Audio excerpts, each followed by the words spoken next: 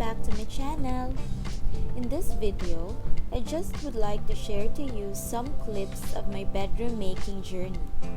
Ever since I started as a public high school teacher, one of what I look forward to is to have my own room. And here it is! And our little Shawnee here is also greeting you and pleasing you to share and like this video and to subscribe to my channel. Enjoy watching! I opted to make a built-in cabinet and table than to buy ready-made cabinets and table. I decided to have a built-in cabinet in each of the sides of my window, and since I am a teacher, I really need a space for my things and to have a table for my work.